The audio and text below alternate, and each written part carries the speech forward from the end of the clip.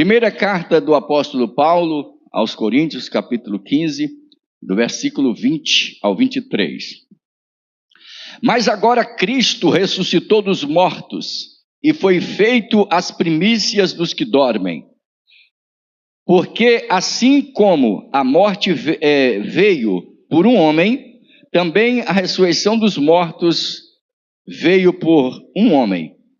Porque assim como todos morrem em Adão, assim também todos serão vivificados em Cristo. Mas cada um por sua ordem, Cristo, as primícias, depois os que são de Cristo em sua vinda. Amém? Podeis sentar. Quero, nessa escola bíblica dominical, salientar o fato de que na mesma, pela primeira vez, eu quero transmitir um tema que é acadêmico, mas desta vez vou fazer o que nem nos seminários às vezes eu faço, com o objetivo de ser o máximo prático possível e me fazer compreendido. Mas a plataforma do TikTok tem pedido já há algum tempo para que nós fazermos ou ministrarmos sobre a vida pós-túmulo. E olha que já falamos outras vezes, mas não gosto de falar e repetir as palavras, repeti-las sem trazer algo diferenciado.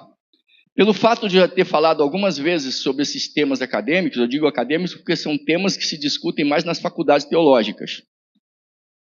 E como me fora pedido para falar novamente sobre esse assunto, outrora falamos mais batendo de frente com seitas heréticas que fazem interpretações espúrias a respeito desse tema. Mas hoje eu quero falar como cristãos que somos e o que nós cremos e a compreensão teológica que temos a respeito desse tema. Nós fizemos a leitura de 1 Coríntios capítulo 15, eu chamo de o capítulo da ressurreição, todo o capítulo 15 da primeira carta de Paulo aos Coríntios, e do versículo 20 ao versículo 23. E a expressão, as duas expressões que nos chamam a atenção, sobre as quais ministraremos, é sobre Cristo as primícias e Cristo na sua ressurreição por sua ordem. Esses termos virão ao longo do nosso estudo. Gostaria de não deixar de tirar a atenção aqui da aula. Senão ela vai tirar a atenção. Toda hora vai ficar se mexendo e vai tirar. Vamos lá. A vida pós-túmulo é um assunto de interesse mundial. Há séculos, esse tema tem levado a debates calorosos e discussões, de um modo geral, em larga escala. Daremos nessa aula, nesta manhã, nossa parcela de participação analisando etimologicamente o assunto em pauta. Amém? Nós queremos falar de maneira etimológica, ou falarmos da raiz de cada tópico relativo à vida pós-túmulo. Muito bem. Item de número 1, eu não posso falar de vida pós-túmulo sem primeiro analisar a origem do homem e como ele foi criado. Amém? Como ele foi criado. Primeiro, começamos pela criação do homem. E formou, está escrito em Gênesis 2, versículo 7, parte A do versículo. E formou Deus o homem do pó da terra. Yatzar afar rim hadamah. Ou seja, e formou o homem do pó da terra. A expressão hebraica é essa. No aspecto biológico, nós somos como os animais. Observe, aspecto biológico. Lembrando que nós possuímos vida biológica, psicológica e espiritual. Então, o Yatzar afar rim hadamah, a expressão e formou Deus o homem do pó da terra, mostra que nesse aspecto, quando Deus criou o homem, está lá aquele boneco, por assim dizer, ele estava inerte. E o que ele tem ali é o que os animais possuem, vida biológica, corpo que tem características ou fragmentos das coisas que tem na Terra. Seitas heréticas que são contra a vida pós-túmulo costumam citar textos fora de contexto, como, por exemplo, passagens de Eclesiastes. Lembrando que Eclesiastes não serve para falar, não é possível usar, vamos dizer assim, para falar de vida pós-túmulo. Porque a chave de Eclesiastes é as coisas que vistes que vi debaixo do sol. Portanto, coisas da terra, não das coisas espirituais, as coisas pós-terra, pós-carne, ou coisas de cima. Mas as coisas que estão debaixo do sol, coisas naturais. Por isso, essas seitas, para negar a vida pós-túmulo, você vai ver esses que andam de porta em porta, ou outros que se propõem a dar estudos para manipular sua mente, e eu não quero me prender aqui citando seus nomes, eles vão ensinar textos tais como: assim como morre o homem, os animais, morre o homem. Verdade. Mas biologicamente, assim como o animal morre, morre o homem. E ele diz: no dia em que morre, perecem todos os seus planos, seus pensamentos. Verdade. Mas está falando de vida terrena. Não está falando de vida espiritual. Então, nesse aspecto, o homem formado do pó da terra, ele é semelhante aos animais.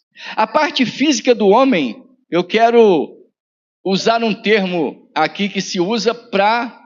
São dois, aliás. O primeiro é esse. O homem criado do pó da terra, ele é semelhante a um computador, um hardware. E o hardware é o que fala de quê? Fala do computador com todas as peças, com tudo que ele precisa para funcionar. Tudo. Tal como Deus criou o homem com o coração, com pulmões, com as artérias, com os músculos, com os olhos, tudo perfeito. Mas precisava de algo mais para ele funcionar, para ele existir. Então essa é a primeira parte da criação. Particularmente, eu nunca tinha observado esse texto de Gênesis 2:7 para me certificar dessas verdades. Que coisa interessante. A fé da gente é edificada quando analisamos a Escritura como ela é, sem enfeite, sem arranjos humanos. A respeito desse hardware, Jesus fala em João 3, versículo 6. Ele diz, na parte A do versículo: quem é nascido da carne é carne. A palavra sark, no grego. Quem é nascido da carne é carne. Sark. Alguém traduz como shark, né? Já viu? Os nordestinos chamam a carne seca, carne de sol, de shark. E os ingleses chamam o tubarão de shark. Mas no grego a palavra é sark e quer dizer carne. Também se refere, nesse aspecto, à natureza humana, terrena. Tá? O termo carne na Bíblia se refere à natureza humana. A Bíblia diz, isso é muito sério, a Bíblia diz que os que estão no sark, os que estão na carne, não podem agradar a Deus. São as pessoas que não são subordinadas à ação do Espírito do Senhor, que são guiados pelos seus pensamentos e sentimentos, divorciados das coisas espirituais. Então não podem agradar a Deus. O corpo, palavra soma no grego, é um invólucro, uma estrutura para ser habitada. Vamos tomando consciência. O corpo é uma estrutura, um invólucro, um recipiente para ser habitada. Por isso, em 2 aos Coríntios capítulo 5, o apóstolo Paulo, ele diz: nós que estamos neste corpo, versículo 6 do capítulo 5, nós que estamos neste corpo, portanto, nós que estamos aqui dentro. Paulo faz distinção entre o corpo e a parte imaterial do homem, a parte espiritual. Ele diz, nós que estamos nesse corpo. E Paulo ainda usa algumas metáforas. Ele fala edifício, se referindo ao nosso corpo. Ele fala casa, ele fala tabernáculo. E em 1 Coríntios, capítulo 3, versículos 16 e 17, ele diz que o nosso corpo é santuário. Portanto, alguma coisa feita para ser habitada Ao contrário do que heréticos ensinam, que nós somos um monobloco, quando eles citam Gênesis 2:7, eles dizem que nós somos um monobloco. Eles dizem, e o homem foi feito alma vivente. O homem, segundo essas seitas, o homem é uma alma. Biblicamente, o homem tem uma alma, ele não é uma alma. E quando nós falamos que o homem é um ser vivente, você vai perceber que a ideia de um monobloco está descartada. Até aqui, tudo bem? O homem foi feito do pó da terra, Yatzah, Afar, Rim, Ha'adamah. E formou Deus o homem do pó da terra. Item de número 2. A segunda parte da criação. Primeiro o homem está formado lá. Agora vem a segunda parte, a criação do homem, a segunda etapa. Gênesis 2, versículo 7, parte B, de bola, para você não se confundir. Eu estou usando os termos no original porque me foi imposta essa condição de falar em termos mais voltados para em termos acadêmicos, tá? Como numa faculdade teológica, onde você tem que citar essas palavras no original. Particularmente, eu quase não faço isso. Eu só estou fazendo isso porque me vi nessa necessidade. Então, e soprou nas narinas do homem o fôlego da vida. Lembra? Segunda parte de Gênesis 2:7. Vai e rapar bi apav nishima raim vai hadam lenefesh hayah. O termo que se usa para Deus soprar nas narinas do homem o fôlego da vida. Agora, interessante que nishima raim, fôlego de vida, está no plural. Nishima raim, a palavra hebraica. Está escrito, e soprou nas narinas do homem o fôlego de vidas. Vida biológica, vida psicológica e vida espiritual. Algo confirmado tanto em Hebreus 4:12 quanto em 1 Tessalonicenses 5:23. Fôlego de vidas. Por isso que se diz narinas e não nariz. O nariz tem duas narinas. Se você soprasse uma vez, você sopraria no nariz. Mas está escrito nas narinas, o que revela dois sopros diferenciados. E o homem, aí sim, ele foi feito um ser vivente. Como é esse ser vivente? Paulo diz que ele é composto de corpo, alma e espírito.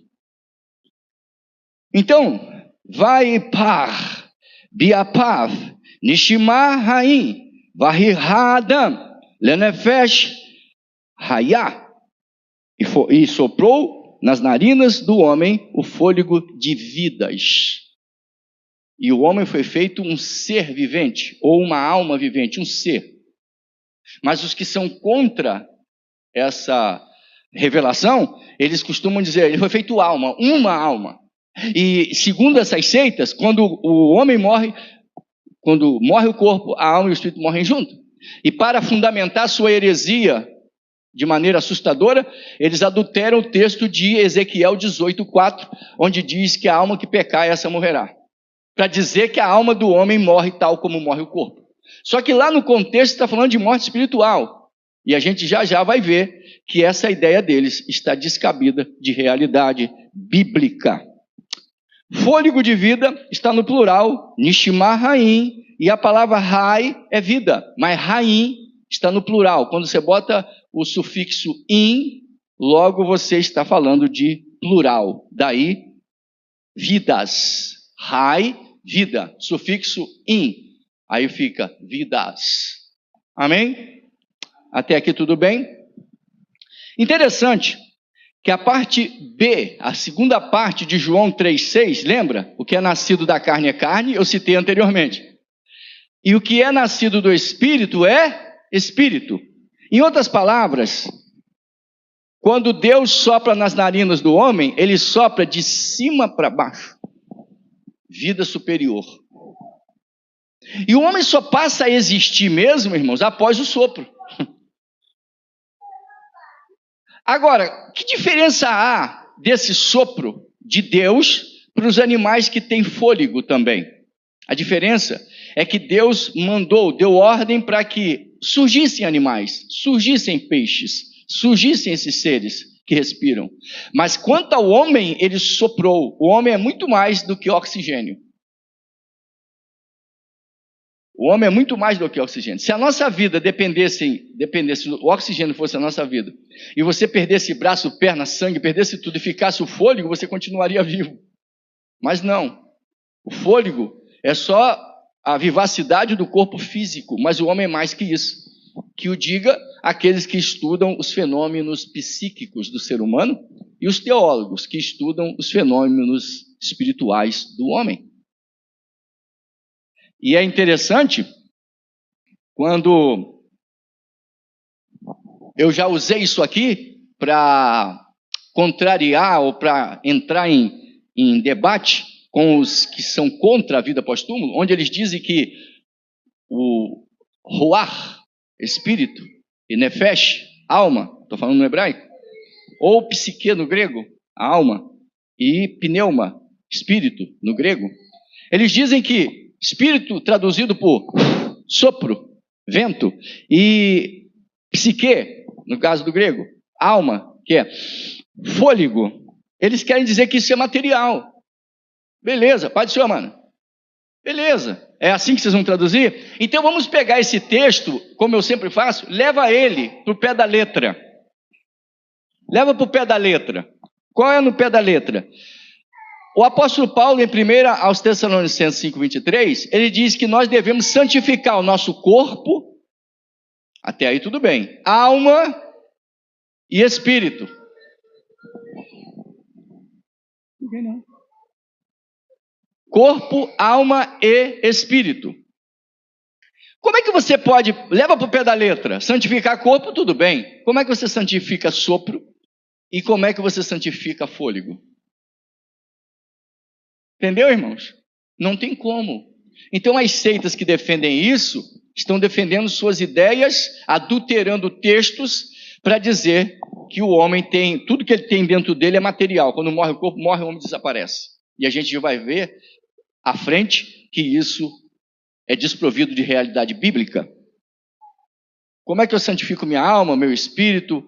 Numa outra aula a gente explica só sobre esse assunto. Mas a verdade é, o homem é o que está aqui dentro. Aqui fora é invólucro, recipiente. Soprado de cima. Essa parte é o homem propriamente dito. É como um software. Lembra? A semelhança de um computador, o corpo é o hardware. Mas a alma, o espírito, a parte interna é o software. Ou seja, toda a informação, tudo que o homem há de ser, sua personalidade, caráter, toda a sua formação intangível é o software. É o que está lá na placa da memória, da imaginação, tudo que está dentro do homem, que não se pode tocar, não se pode manipular. É estranho quando os ateus dizem que como que pode o espiritual influenciar o material? Porque eles são adoradores da matéria? É fácil. Pergunta como que pode o amor, o ódio, a esperança, a fé mexer com o corpo do homem? E mais, os fenômenos psíquicos são capazes de levar até a morte. Sabia disso? Depressão, por exemplo, que é um fenômeno psíquico na sua maioria e pode levar a pessoa à morte. Uma pessoa muito melancólica, o seu organismo se desregula todo e praticamente ela se enche de doenças e na sua maioria aparecem doenças degenerativas, o câncer, e a pessoa é destruída por causa de fenômenos psíquicos. Uma pessoa, por causa de distúrbios psíquicos, é capaz de ter sua pressão alterada para cima ou para baixo. É capaz de ter problemas gástricos. É capaz de ter problemas no fígado. É capaz de ter problemas respiratórios. É capaz de ter problemas de circulação do sangue. Por causa de preocupações demasiadas, por causa de fenômenos psíquicos. Pode-se ver isso? Não se pode ver, mas influencia o nosso corpo. Influencia a nossa mente. Daí porque existem coisas, técnicas como da yoga, por exemplo, onde se ensina a respirar corretamente, e outros e a própria psicologia, que ensina as pessoas a como se gerenciar seus pensamentos e sentimentos. A Bíblia está repleta de textos como referentes a isso, quando diz, como Jesus, por exemplo, disse: Marta, Marta, você está preocupado com muitas coisas. Ou Jesus dizer: não andeis inquietos por coisa alguma. Não seja o caso que o vosso coração se carregue de glutonaria com os cuidados dessa vida e aquele dia vos apanhe de improviso. Então Jesus ensina sobre esses fenômenos psíquicos. A Bíblia está repleta de textos a respeito. Daí porque nas terapias bíblicas, nas famosas clínicas pastorais, nós usamos a Bíblia como instrumento para trazer o homem de volta à sua realidade, como Deus queria que fosse. Por isso que João 10:10 diz: eu vim para que tenham vida e a tenham em abundância. Vida física ou social ou biológica, vida psíquica, emocional e vida espiritual com abundância. Seja feliz em todos os aspectos. A distinção, eu já falei aqui, que Paulo faz do homem que não é um monobloco. Em 1 Tessalonicenses, ele chama o homem corpo, soma. Ele diz que o homem tem psique, que é a alma, e ele tem o espírito, que é o pneuma. Para falar da vida pós-túmulo, eu comecei falando sobre a criação do homem, sobre 2 aspectos, e agora o item 3, eu tenho que falar sobre a morte. E para finalizar, sobre a ressurreição. Sobre a morte. O termo hebraico para a morte, no hebraico, mawet, e thanatos, no grego. Ou seja, na Bíblia, né, falando da morte na Bíblia, sempre sugere, morte na Bíblia sempre sugere separação.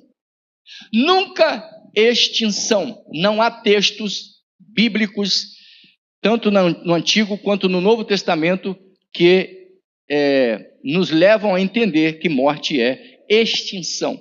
Morte é sempre separação.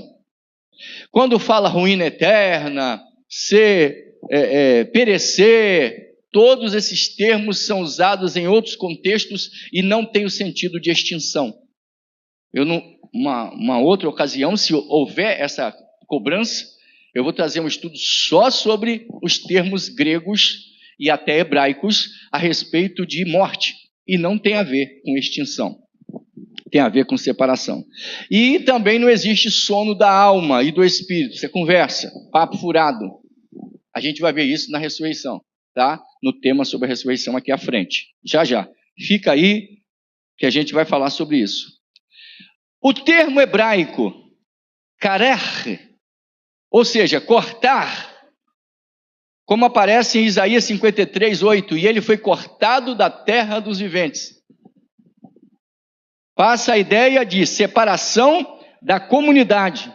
Outros textos que falam: eu estou cortado da terra dos viventes. Cortado da terra dos viventes, fala de separação.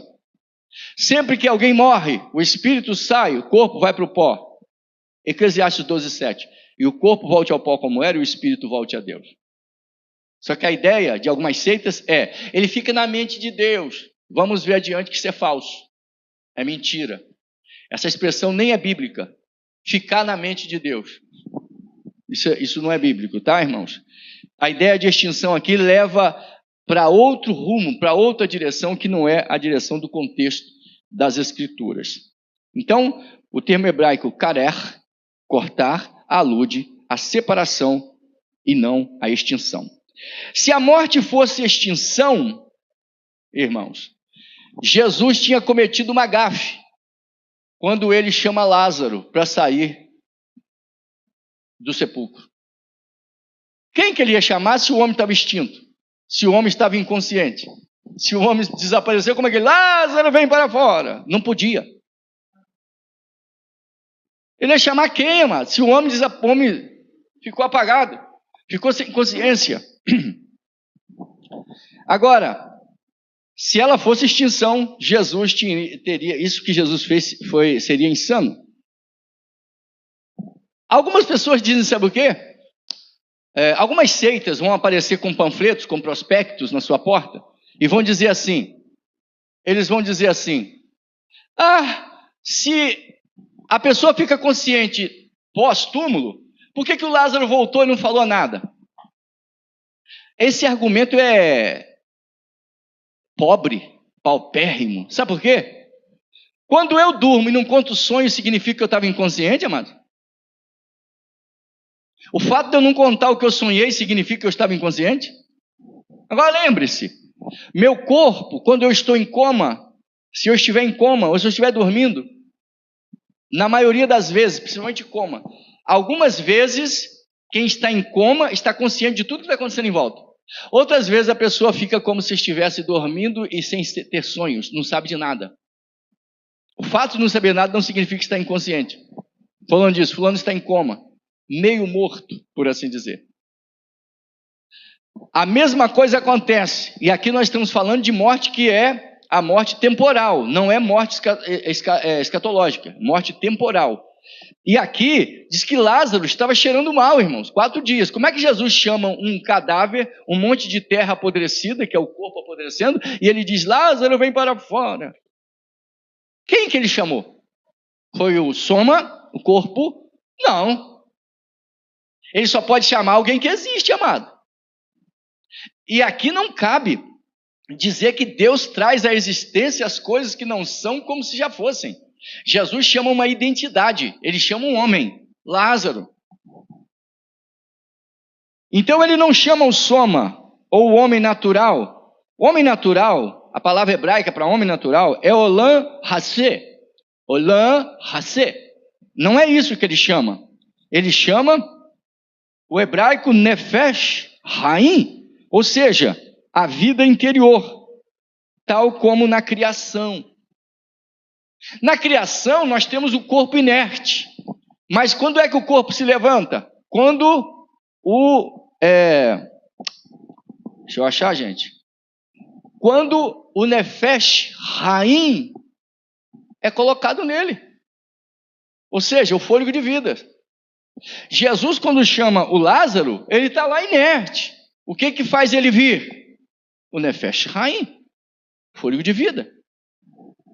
Ele não chama soma, ele não chama o corpo, ele chama o ser que habita ali, volta para o corpo. O homem estava cheirando mal. E o corpo foi restaurado assim que a vida espiritual entra nele. Ou seja, tal como na criação. Os irmãos se lembram, eu vou mencionar isso no final, mas os irmãos se lembram que quando Jesus ressuscita, qual é a primeira coisa que Jesus faz quando entra e se apresenta com as portas fechadas? Ele entra e se apresenta com o corpo glorificado para os seus discípulos. Qual é a primeira coisa que Jesus faz? Ele fala, paz seja convosco. E em seguida,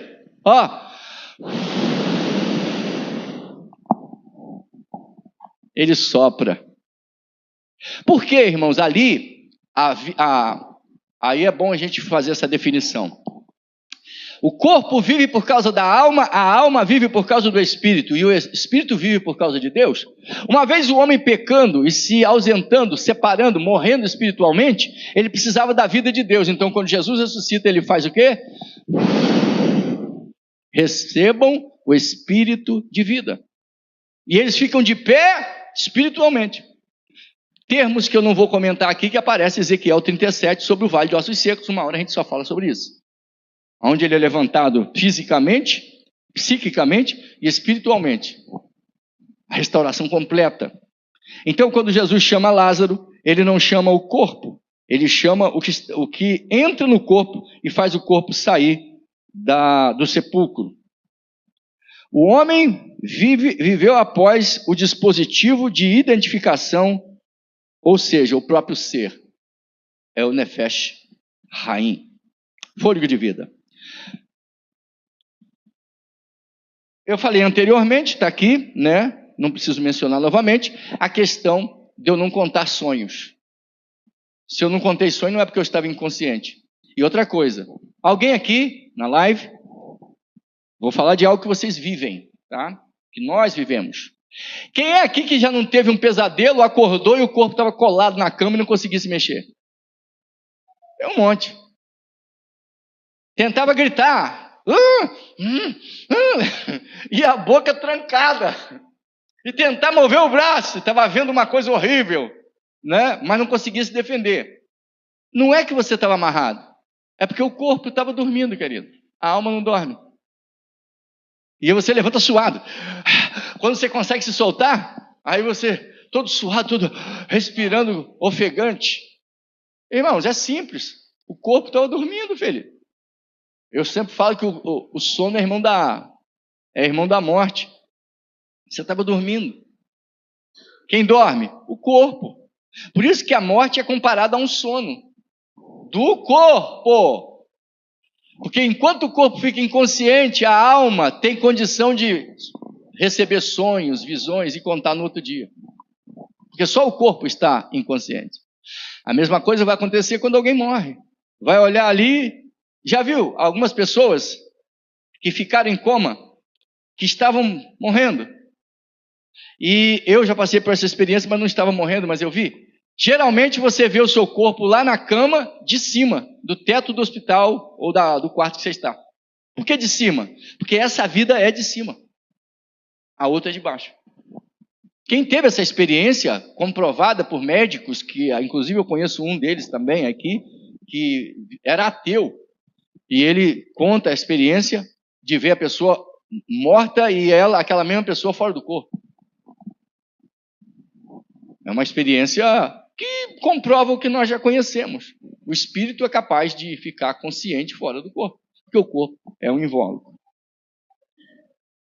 Item de número 4. Eu fiquei preocupado de correr. Sobre a ressurreição. E olha que o que eu estou fazendo aqui é um resumo, tá, irmãos? É resumo. Ressurreição. A palavra grega para ressurreição aqui é anástasis. Aná, prefixo, primeira parte, né, que significa para cima ou novamente. Anástasis, para cima ou novamente. Aná.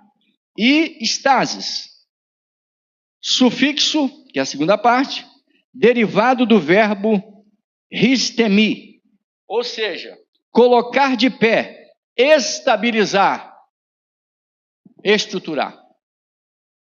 Isso é o estasis, o sufixo derivado do verbo ristemi, colocar de pé. Então a palavra anástasis, ressurreição, significa trazer de volta, colocar de pé.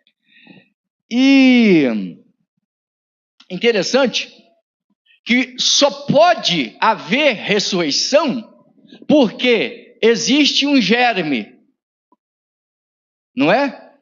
O que se fala de que está dentro da semente não é germe? Não estou falando de bactéria, não, estou falando de um princípio de vida. Só pode haver ressurreição porque existe um princípio de vida ainda, uma identidade vivendo, existindo.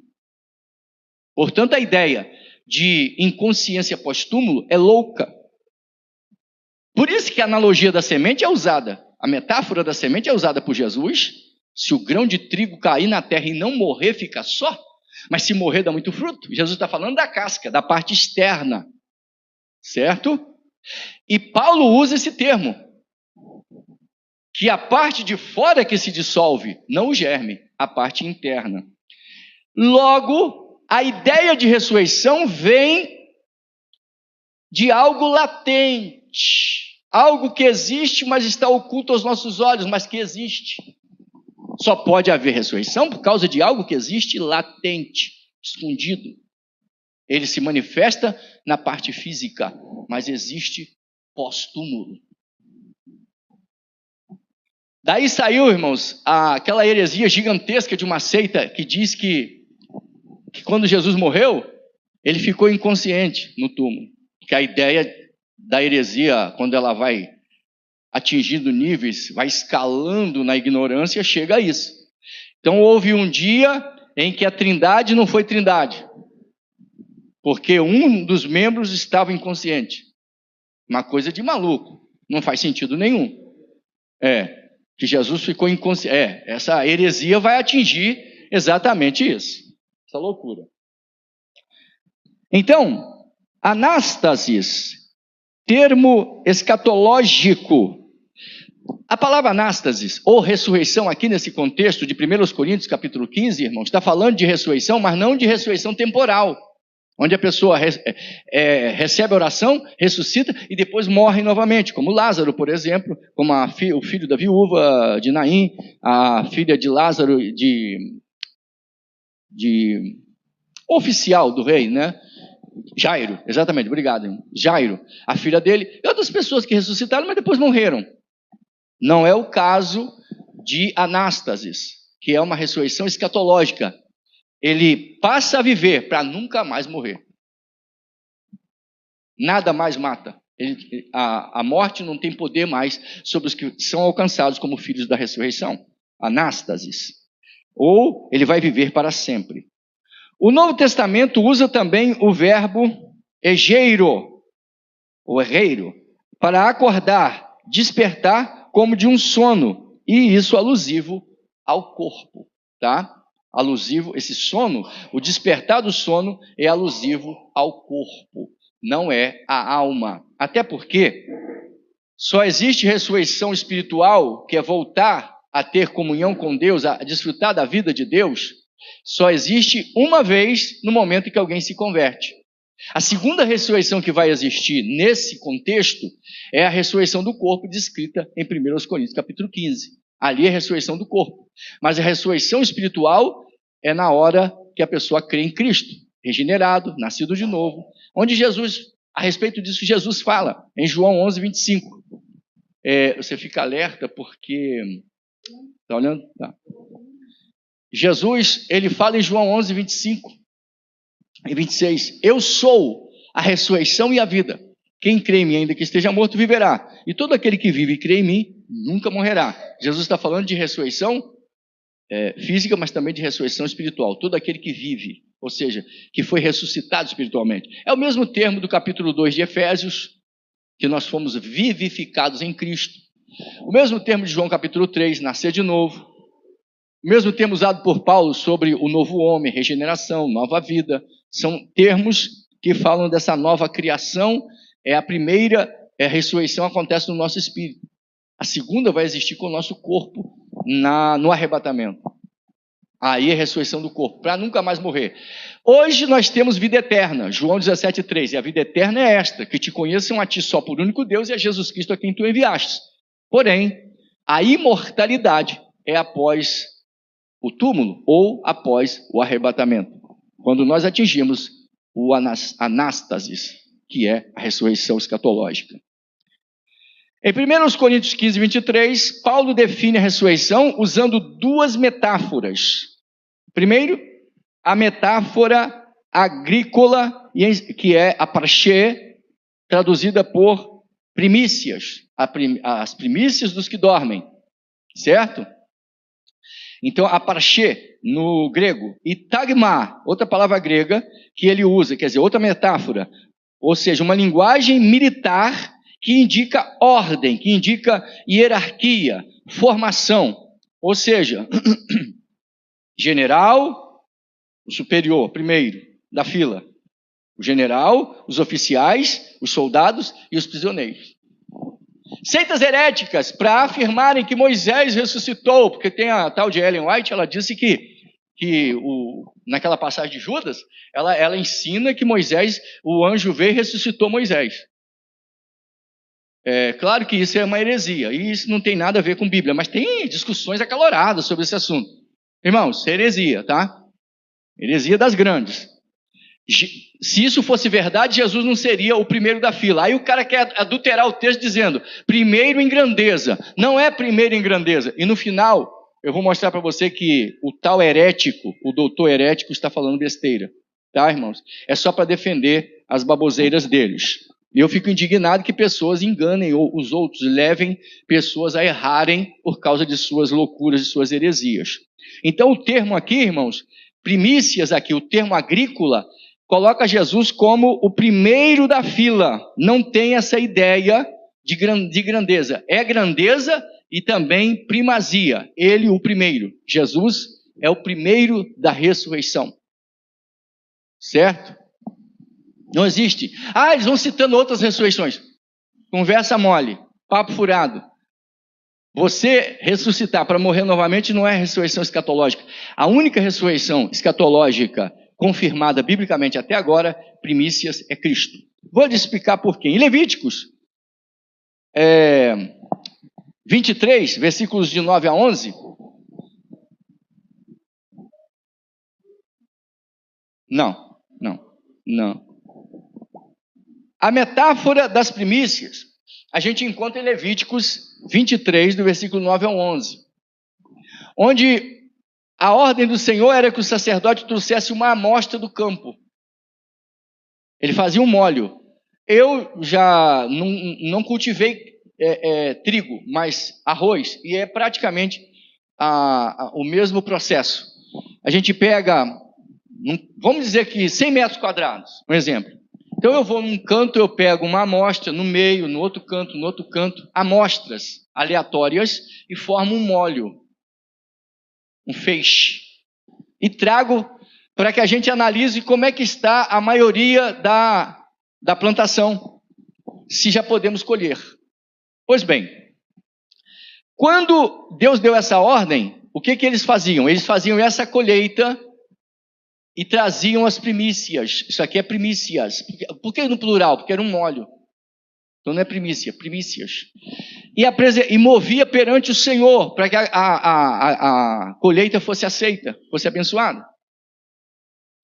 Observe que Jesus, ao ressuscitar, logo em seguida, corpos de santos ressurgiram, após a sua ressurreição, revelando que ele é as primícias, ele é o primeiro da ressurreição. A palavra, esse aí é o termo grego, aparché, que quer dizer primícias, o primeiro, primazia. Tá? E em seguida, Paulo usa a outra metáfora, que é o tagma, que nos ensina que só haverá ressurreição dos mortos, porque Cristo foi o primeiro. A palavra tagma, ele diz, mas na leitura que fizemos, mas do versículo 20 ao 23, tá? Para quem está acompanhando, 1 Coríntios 15. Ele diz, mas Cristo, por sua ordem, Cristo por sua ordem, ordem aqui, ordem militar, tagma, ou seja, primeiro da fila. O primeiro a ressuscitar é Cristo, e os demais só vêm depois dele. Não foi Moisés. Ele não é primícia. Em lugar nenhum está escrito que Moisés é primícia dos mortos. Não existem textos bíblicos dizendo que Moisés ressuscitou. Mas no Monte da Transfiguração ele apareceu. É simples, estamos ensinando. O Espírito existe fora do corpo. É claro que os membros das seitas não vão admitir isso, porque vão ter que desmontar todas as besteiras que ensinaram até hoje. Eles vão torcer o texto, negar, fazer qualquer coisa. Mas a verdade é que isso pode acontecer? Sim. Lemos, falando de Jesus como primeiro da fila, lemos em Colossenses 1,18. E ele é a cabeça do corpo da igreja, o princípio e o primogênito dentre os mortos, para que em tudo tenha a preeminência ou primazia. Amém? Muito bem. Colossenses 1, versículo 18. Primogênito dos mortos. Protótokos ekton neukron. Palavra grega para o primogênito dos mortos. Protótokos ekton neukron. Protos significa primeiro em tempo, ordem e lugar. Portanto, a ideia de que Jesus é o primeiro só em grandeza, e aí que Moisés também ressuscitou, é papo furado, é heresia, mega heresia. Cristo é o primeiro da ressurreição, ele é as primícias. E em segundo lugar, o tikto, não é TikTok não, tikto, dá a ideia, no grego, de dar à luz, gerar.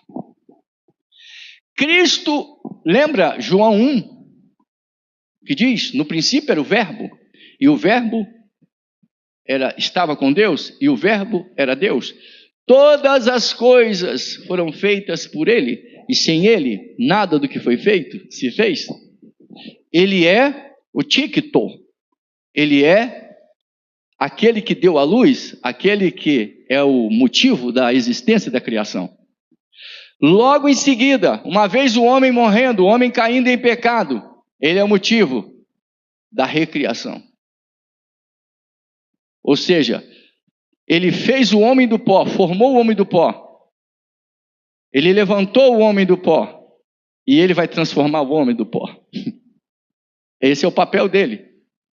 Certo? Formar do pó, levantar do pó, transformar do pó. Papel de Jesus, ou seja, o protótokos ekton neukron, o primogênito dos mortos. E tudo vem a partir dele. Aí você vai encontrar uma outra seita que fala assim, ó, tá vendo? Jesus é o primogênito da criação e o primogênito dos mortos, ou seja, ele é o primeiro. Ou seja, o primeiro das grandes criaturas de Deus. Essa loucura cai por terra quando esses mesmos adeptos de seitas dizem que Jesus é Deus. Porque se Jesus é Deus, então Jeová errou quando ele diz: antes de mim e depois de mim, Deus nenhum se formou. Como é que depois Deus criou outro deusinho? A Bíblia diz que Deus, o Pai, Jeová, é Deus verdadeiro. Mas em 1 João 5 diz, nós estamos no que é verdadeiro. Isto é, em Jesus Cristo, seu Filho. Ele é o Deus verdadeiro, a vida eterna. Então, que tipo de Deus verdadeiro é Jesus? Se só existe um. Então, cuidado com os enganadores, irmão, os adeptos de Satanás que aparecem com mensagens de engano para te levar ao tropeço. Observe que a palavra ressurreição, no seu sentido escatológico, anástasis, é o evento, o fato, o acontecimento. Enquanto que protótokos é a identidade de Cristo como sendo a primazia da criação e a sua recriação. Portanto, ele é, no grego, o pródomos. Ou seja, precursor, aquele que tem a primazia em todos os sentidos. Jesus, ele é o primeiro e o único em todos os sentidos. Então, se você deseja salvação, se você deseja viver, eu até nem coloquei aqui, né? Mas cabe de colocar aqui. Se você quer viver eternamente não significa existir eternamente só. Viver na Bíblia é desfrutar da vida de Deus. E nós nem entramos na questão, porque também não daria, para falarmos sobre o que é morte espiritual, que é a separação da comunhão com Deus. Morte física é a separação do corpo. O pecado faz o homem se separar de Deus. Isaías 59. Mas os vossos pecados, versículo 2, fazem separação entre vós e o vosso Deus. É morte aí nesse sentido. E a Bíblia diz em Efésios 2 que no outro tempo nós estávamos mortos em nossos delitos e pecados. Ou seja, estávamos separados da vida de Deus.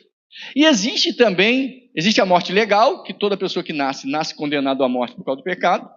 Um dia ele vai morrer, é a morte legal que se fala, é uma lei. E existe a morte eterna. O que é morte eterna? Não é extinção, como já explicamos. É uma existência separada de Deus para sempre. Daniel 12:2 diz que uns ressuscitarão para a vida, para morar com Deus, e outros para vergonha e desprezo eternos. É paralelo, tá, irmãos? Um num lado e outro no outro. Um com Deus e outro sem Deus. Assim como a vida eterna é uma existência consciente eternamente com Deus, a morte eterna é uma existência consciente separada de Deus. E a pessoa separada de Deus, irmãos, é infeliz porque ele nasceu para ter vida com Deus. Tanto anjos quanto homens. Existir longe de Deus é a peça fora do seu original. E tudo que é fora do original traz infelicidade. É por isso que todas as vezes que você pratica o pecado, você está fazendo algo que está fora do seu propósito original. Deus te criou para ter comunhão com Ele, para adorá-lo, para viver em paz. mas você procura coisas inconvenientes, então você vai ser infeliz. E não adianta contar a história. Não tem praia, não tem passeio, não tem comida boa, não tem roupa boa, não tem dinheiro, não tem nada nesse mundo que te fará feliz. Porque a vida material, irmãos, ela se torna uma droga, um entorpecente. Como que as pessoas se enganam? Imagine alguém que foi pobre, teve sucesso e em pouco tempo ficou milionário. Por que algumas pessoas, irmãos, que eram pobres, paupérrimas, ficaram milionárias, e depois você vê que essas pessoas estavam destruídas em algum tipo de entorpecente, toda adoentada, se envolvendo em escândalos, desregramento sexual? Por que você acha que isso acontece, irmãos? Porque a pessoa tinha a ilusão de que quando ficasse rico ia ser muito feliz. Felicidade não tem a ver com dinheiro. Aliás, o problema do homem, irmãos, é espiritual, é invisível. Não adianta que nada que você pode apalpar, comprar, te faz feliz. Uma mulher não vai te fazer feliz, um homem não vai te fazer feliz. Você tem que ser feliz por outro motivo. Qualquer homem ou mulher que se casa para ser feliz vai fazer do outro um parasita. Vai fazer vai fazer do outro um hospedeiro. E você vai se comportar como parasita. Porque você quer que a outra pessoa alivie suas ansiedades. Isso não vai existir. Isso não existe. Então, você quer um carro maravilhoso, eu tenho dinheiro, vou lá e compro. Eu quero uma casa, escolhe lá, eu quero aquela casa, você compra. Maravilha. Você acha que por isso você vai ser feliz? Há algumas pessoas, irmãos, que vão estar num barraco de madeira cheio de alegria, como se aquilo fosse um palácio. Conseguiu comprar por R$1.000 o barraquinho. Está numa alegria só. E há outros que compraram uma mansão, mas vivem lá como num barraco. Porque aquilo para elas é nada. Elas podem comprar. Há pessoas hoje, irmãos, se autodestruindo por causa de um telefone de alto nível. Por causa de uma casa própria. Por causa de um carro. Por causa de ter condição financeira para viajar pelo mundo. Eu acho uma idiotice. Acho não, alguém achar assim, eu queria ter condição de visitar vários países. Para quê? Para guardar um monte de foto na velhice e ficar dizendo, eu fui feliz. É para isso? Não, isso é uma pobreza que dá dó. Memórias que nos fazem felizes não tem a ver com coisas físicas, querido. Eu vivi em lugares onde as pessoas eram problemáticas. Passei por vários lugares, mas eu guardo as boas memórias. Eu continuo sentindo aquela mesma alegria da época, daquelas amizades, de pessoas que hoje me desprezam, de pessoas que não me dão ideia, mas a memória que eu tenho deles é aquela do tempo que a gente vivia, que vivemos bons momentos. Pessoas que posteriormente até me caluniaram, pessoas que até posteriormente me perseguiram, mas eu tive esses bons momentos, esses momentos eu guardo. Conheço gente hoje com a vida estragada por causa de pessoas que morreram. Nunca enterraram o defunto. Estão lá nas fotos e chorando. Estão lá toda hora, todo aniversário. Você podia estar aqui. Se você estivesse aqui. As pessoas não enterraram seus defuntos. E eles precisam entender uma coisa, irmãos. A nossa vida, a que realmente faz sentido, não é aqui. Aqui é uma preparação. Por isso que é bom que alguém parta dessa vida em comunhão com Deus, porque você vai se encontrar do outro lado. Mas eu vejo pessoas infelizes por causa de pessoas que morreram e gente que tem ódio de pessoas que morreram. Você acredita? E tem gente magoada com alguém que morreu? Quando lembra daquele pai, ou daquele irmão, ou daquela pessoa que ele tratou mal, lembra com ódio, querendo se vingar ainda. Você tem mágoa de quem já morreu? Porque o dano que te destrói tem a ver com o que está do lado de dentro, não do lado de fora. Por isso, quando a gente fala de vida pós-túmulo, é bom você pensar antes de partir daqui, porque o outro lado é mais real do que aqui. É de lá que nós viemos, e é para lá que voltaremos. A questão é, a vida na eternidade é uma extensão do que você vive aqui. Como você está vivendo aqui? Do jeito que você vive aqui, você vai viver do outro lado, claro, numa extensão dolorosa. Vive longe de Deus aqui, não tem como do outro lado você viver com Deus. Você está cortado da comunhão aqui, do outro lado a mesma coisa. Só que multiplique isso por números infindáveis de dor e sofrimento e solidão. É o que você vai sofrer se partir sem Deus. sem comunhão com Ele. Em suma, a ressurreição dentre os mortos é uma volta do latente, como eu expliquei anteriormente. Ou seja, só pode haver ressurreição se você voltar de algo que já existe. Caso contrário, irmão, é recriação. Não existe, fulano sumiu, só existe na mente de Deus, Deus vai ter que criar de novo. Mas não existe a recriação nesse aspecto biblicamente. O que existe é o Senhor chamar os mortos. Imagine quando Jesus chama Lázaro, ele está chamando alguém que existe. A ressurreição é isso. Tal como uma semente. O germe está lá, dentro. Só a casca. A parte exterior que se dissolve. É como o eclodir do germe da semente que nós falamos. O que nós aprendemos também? Que Deus não interage com mortos. Para contrariar os saduceus, eles falavam que não existia ressurreição dos mortos, como os fariseus criam. Então, Jesus cita o texto de Êxodo 3. Ele diz, como que não existe? Quanto à ressurreição dos mortos, Deus se apresenta para Moisés dizendo, eu sou o Deus de Abraão, Isaque e Jacó. E Jesus conclui dizendo, Deus não é Deus de mortos. Lucas 20, 38, fala também sobre o assunto. Deus não é Deus de mortos, mas de vivos. Se Moisés estivesse morto, Abraão, Isaque e Jacó estivessem mortos no sentido de extinção, o que Deus diria? Eles não existem mais porque eles morreram, certo? Seria isso? Aí ele diria o quê? Eu fui o Deus de Abraão, eu fui o Deus de Jacó, eu fui o Deus de Isaque. Só que ele não fala isso. Ele diz, eu sou. Jesus conclui dizendo, porque Deus não é Deus de mortos, mas de vivos. Em outras palavras, eles continuam existindo, eles continuam vivos. Para alguns isso é heresia, mas isso aí é Bíblia. É heresia para os heréticos. Eles é que pensam assim. Mas biblicamente Jesus aqui contraria essa ideia. Agora, aí os saduceus disseram assim, não, mas existia uma mulher que ela era casada, e por causa da lei agora fugiu o termo que se usa, revirato. Agora esqueci o termo. Porque segundo essa lei, quando a mulher era casada e o marido morria, o cunhado tinha que casar com ela se ele fosse solteiro, para suscitar descendência, se ele morresse sem descendência, ao irmão. O que acontece? Eles contaram essa história para Jesus. Teve uma mulher que ela era casada, mas o marido morreu, ela casou com o cunhado, aquele cunhado também morreu, e ela casou com o outro cunhado, enfim, no total 7. E por último ela também morreu. Aí eles perguntam, na eternidade, de qual deles ela vai ser a esposa? E Jesus disse, vocês não conhecem as escrituras?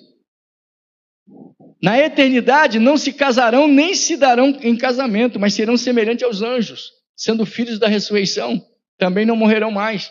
Mas na eternidade não tem casamento. Então as mulheres ciumentas podem esquecer. Chegar a encontrar meu marido e lá, ele está com uma queruboa, uma serafoa, nem existe, né? Só aquela pastora aí que diz que tem anja no céu. Anja.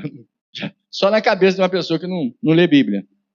Mas a verdade, irmãos, que homem e mulher, velhos, crianças, não existe na eternidade. O engraçado é que algumas pessoas aí, já viu aqueles prospectos de uma seita, que mostra crianças ressuscitando, idosos ressuscitando no paraíso? Que os velhinhos no paraíso, que velhinho no paraíso, amado? A velhice é por causa do pecado, uma vez transformados não tem velhice, não tem cansaço, não tem doença. E a questão do desenvolvimento de criança também não tem criança, tem pessoas espirituais. O que é espiritual? Olha para Jesus ressuscitado. Ele ressuscitou de que forma? Com um corpo. Jesus disse, vede que eu não sou um espírito, porque um espírito não tem carne e nem osso como vedes que eu tenho. E João, na sua primeira epístola, capítulo 3, versículo 2, ele dizia, ainda não é manifestado o que havemos de ser. Mas sabemos que quando ele se manifestar, seremos semelhantes a ele, porque assim como ele é, nós o veremos. Nós seremos transformados à semelhança de Cristo. Lembra? Ele é o primeiro da ressurreição. Toma ele como modelo. Aprendemos também que o homem não morre com a morte do corpo. De que morte alude ou se refere à separação e não à inexistência. E que Cristo ressuscitou e os que creem o seguirão para a vida eterna. Lembrando que nós temos 3 processos da obra da redenção em nossas vidas, o que chamamos de santificação. Primeiro, quando eu sou ressuscitado espiritualmente, o momento em que eu creio, eu nasço de novo, eu passo a ter comunhão com Deus. Momento da fé, levantei minha mão, criei em Jesus de coração, eu sou uma nova criatura. A vida de Deus é plantada no meu espírito.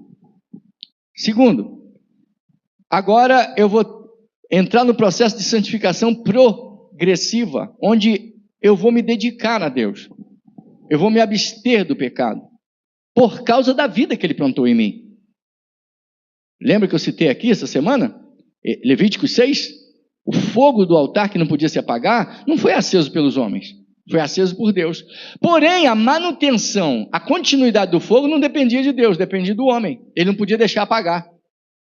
Por isso, todas as manhãs, o sacerdote tirava a cinza e colocava mais lenha. Com o quê? Com o fogo que estava lá. O fogo não podia ser acendido pelo homem. Era o fogo que o Senhor acendeu. E ele tinha que manter aceso. Em outras palavras, a salvação é algo providenciado por Deus mediante a fé. É graça. Não é por obras de homens. Não é por causa de nossas atitudes. Mas Ele nos deu vida. O fôlego da vida, a existência da vida de Deus em nós, é para ser mantida. E como que eu mantenho? E aí que entra a santificação do espírito e da alma, que eu não citei anteriormente. Me abstendo do pecado.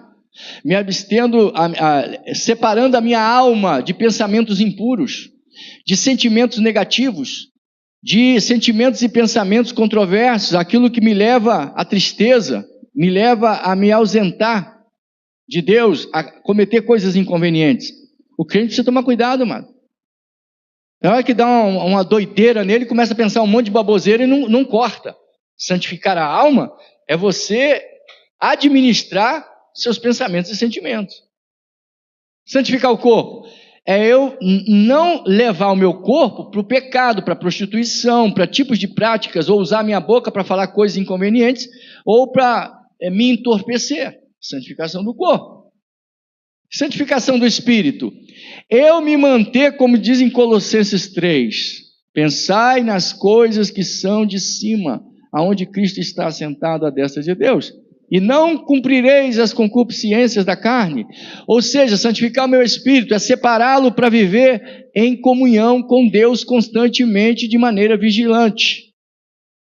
É eu santificar essa coisa interna. Então, a minha alma está num processo de santificação progressiva. Eu estou crescendo. E o meu corpo, engraçado, né? Começa no espírito, passa pela alma, a obra da redenção, e vai terminar no corpo.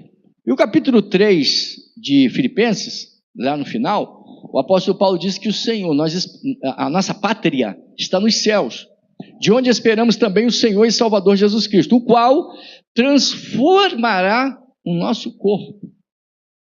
Algo que ele menciona com propriedade e com amplo alcance em 1 Coríntios capítulo 15. Como o nosso corpo será transformado. Corpo de glória, de poder, enfim.